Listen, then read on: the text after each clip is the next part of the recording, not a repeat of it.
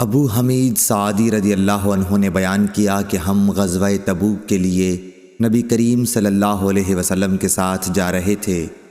جب آپ وادی قرا مدینہ منورہ اور شام کے درمیان ایک قدیم آبادی سے گزرے تو ہماری نظر ایک عورت پر پڑی جو اپنے باغ میں کھڑی ہے۔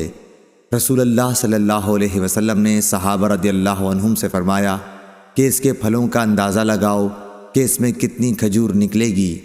حضور اکرم صلی اللہ علیہ وسلم نے 10 وسق کا اندازہ لگایا، پھر اس عورت سے فرمایا کہ یاد رکھنا اس میں سے جتنی کھجور نکلے۔ جب ہم تبوک پہنچے، آپ صلی اللہ علیہ وسلم نے فرمایا کہ آج رات بڑے زور کی آندھی چلے گی، اس لیے کوئی شخص کھڑا نہ رہے، اور جس کے پاس اونٹ ہوں تو وہ اسے باندھیں۔ چنانچہ ہم نے اونٹ باندھ لیے اور آندھی بڑے زور کی آئی۔ ایک شخص کھڑا ہوا تھا تو ہوا نے اسے جبل طے پر جا پھینکا، اور ایلا کے حاکم یوحنا بن روبہ نے نبی کریم صلی اللہ علیہ وسلم کو سفید خچر اور ایک چادر کا تحفہ بھیجا۔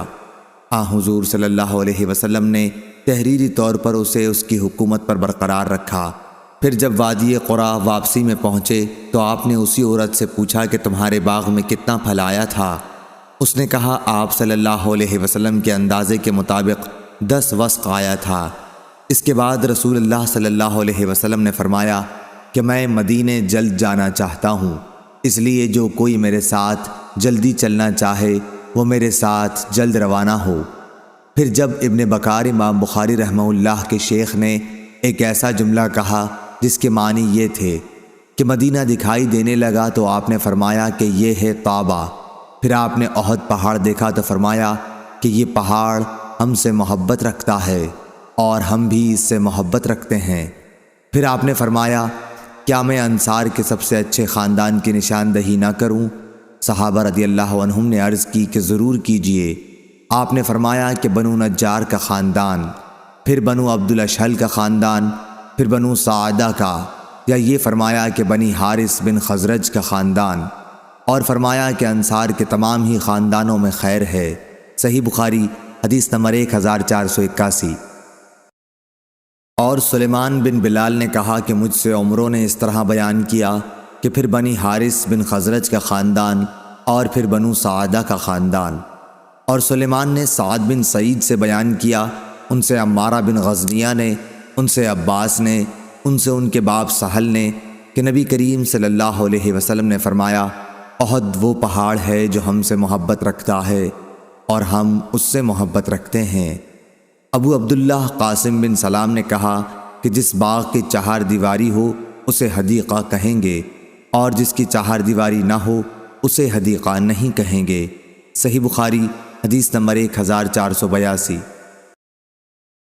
یونس بن یزید نے خبر دی، انہیں شہاب نے، انہیں سالم بن عبداللہ بن عمر نے، انہیں ان کے والد نے کہ نبی کریم صلی اللہ علیہ وسلم نے فرمایا وہ زمین جسے آسمان بارش کا پانی یا چشمہ سیراب کرتا ہو یا وہ خود بخود نمی سے سیراب ہو جاتی ہو تو اس کی پیداوار سے 10واں حصہ لیا جائے۔ اور ابو عبداللہ امام بخاری رحمہ اللہ نے کہا کہ یہ حدیث یعنی عبداللہ بن عمر کی حدیث کہ جس کھیتی میں آسمان کا پانی دیا جائے 10واں حصہ ہے، پہلی حدیث یعنی ابو سعید کی حدیث کی تفسیر ہے۔ اس میں زکوٰۃ کی کوئی مقدار مذکور نہیں ہے اور اس میں مذکور ہے، اور زیادتی قبول کی جاتی ہے، اور گول مول حدیث کا حکم صاف صاف حدیث کے موافق لیا جاتا ہے جب اس کا راوی ثقہ ہو۔ جیسے فضل بن عباس رضی اللہ عنہ نے روایت کیا کہ نبی کریم صلی اللہ علیہ وسلم نے کعبے میں نماز نہیں پڑھی، لیکن بلال رضی اللہ عنہ نے بتلایا کہ آپ نے نماز کعبے میں پڑھی تھی۔ اس موقع پر بھی بلال رضی اللہ عنہ کی بات قبول کی گئی اور فضل رضی اللہ عنہ کا قول چھوڑ دیا گیا۔ صحیح بخاری حدیث نمبر 1483۔ محمد بن عبداللہ بن عبد الرحمن بن ابی صعصعہ نے بیان کیا، ان سے ان کے باپ نے بیان کیا اور ان سے ابو سعید خدری رضی اللہ عنہ نے بیان کیا کہ نبی کریم صلی اللہ علیہ وسلم نے فرمایا 5 وسق سے کم میں زکوٰۃ نہیں ہے، اور 5 مہار اونٹوں سے کم میں زکوٰۃ نہیں ہے، اور چاندی کے 5 اوقیہ سے کم میں زکوٰۃ نہیں ہے۔ صحیح بخاری حدیث نمبر 1484۔ محمد بن زیاد نے بیان کیا اور ان سے ابو ہریرہ رضی اللہ عنہ نے بیان کیا کہ رسول اللہ صلی اللہ علیہ وسلم کے پاس توڑنے کے وقت زکوٰۃ کی کھجور لائی جاتی، ہر شخص اپنی زکوٰۃ لاتا اور نوبت یہاں تک پہنچتی کہ کھجور کا ایک ڈھیر لگ جاتا۔ حسن اور حسین رضی اللہ عنہ ایسی ہی کھجوروں سے کھیل رہے تھے کہ ایک نے ایک کھجور اٹھا کر اپنے منہ میں رکھ لی۔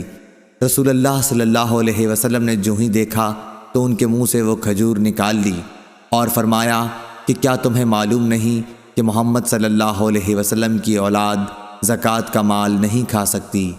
صحیح بخاری حدیث نمبر 1485۔ عبداللہ بن دینار نے خبر دی، کہا کہ میں نے ابن عمر رضی اللہ عنہ سے سنا، انہوں نے کہا کہ نبی کریم صلی اللہ علیہ وسلم نے کھجور کو درخت پر اس وقت تک بیچنے سے منع فرمایا ہے جب تک اس کی پختگی ظاہر نہ ہو، اور ابن عمر رضی اللہ عنہ سے جب پوچھتے کہ اس کی پختگی کیا ہے، وہ کہتے کہ جب یہ معلوم ہو جائے کہ اب یہ پھل آفت سے بچ رہے گا۔ صحیح بخاری حدیث نمبر 1486۔ عطا بن ابی رباح نے بیان کیا اور ان سے جابر بن عبداللہ رضی اللہ عنہ نے کہ رسول اللہ صلی اللہ علیہ وسلم نے پھل کو اس وقت تک بیچنے سے منع فرمایا جب تک ان کی پختگی کھل نہ جائے۔ صحیح بخاری حدیث نمبر 1487۔ قتیبہ نے امام مالک سے بیان کیا، ان سے حمید نے اور ان سے انس بن مالک رضی اللہ عنہ نے کہ رسول اللہ صلی اللہ علیہ وسلم نے جب تک پھل پر سرخی نہ آ جائے انہیں بیچنے سے منع فرمایا ہے۔ انہوں نے بیان کیا کہ مراد یہ ہے کہ جب تک وہ پک کر سرخ نہ ہو جائیں۔ صحیح بخاری حدیث نمبر 1488۔ لیث نے بیان کیا، ان سے عقیل نے، ان سے ابن شہاب نے، ان سے سالم نے کہ عبداللہ بن عمر رضی اللہ عنہ بیان کرتے تھے کہ عمر بن خطاب رضی اللہ عنہ نے ایک گھوڑا اللہ کے راستے میں صدقہ کیا، پھر اسے آپ نے دیکھا کہ وہ بازار میں فروخت ہو رہا ہے، اس لیے ان کی خواہش ہوئی کہ اسے وہ خود ہی خرید لیں، اور اجازت لینے رسول اللہ صلی اللہ علیہ وسلم کی خدمت میں حاضر ہوئے تو آپ صلی اللہ علیہ وسلم نے فرمایا کہ اپنا صدقہ واپس نہ لو۔ اسی وجہ سے اگر ابن عمر رضی اللہ عنہ اپنا دیا ہوا کوئی صدقہ خرید لیتے تو پھر اسے صدقہ کر دیتے تھے، اپنے استعمال میں نہ رکھتے تھے۔ باب اور حدیث میں مطابقت ظاہر ہے۔ صحیح بخاری حدیث نمبر 1489۔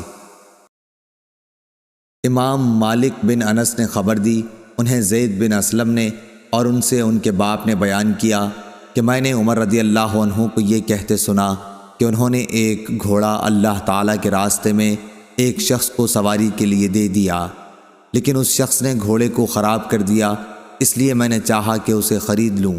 میرا یہ بھی خیال تھا کہ وہ اسے سستے داموں بیچ ڈالے گا، چنانچہ میں نے رسول اللہ صلی اللہ علیہ وسلم سے اس کے متعلق پوچھا تو آپ صلی اللہ علیہ وسلم نے فرمایا کہ اپنا صدقہ واپس نہ لو، خواہ وہ تمہیں 1 درہم ہی میں کیوں نہ دے، کیونکہ دیا ہوا صدقہ واپس لینے کی مثال طے کر کے چاٹنے والے کی سی ہے۔